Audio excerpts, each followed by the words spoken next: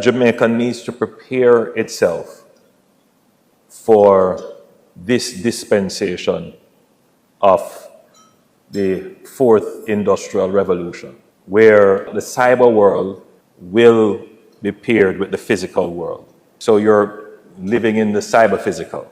Technology and machines are working together, not just to deliver services in an independent way that was largely delivered in a non-physical way. Now, as was demonstrated, you have machines that can be deployed with artificial intelligence that can function physically. So it's not just call center jobs that we need to be looking at very closely.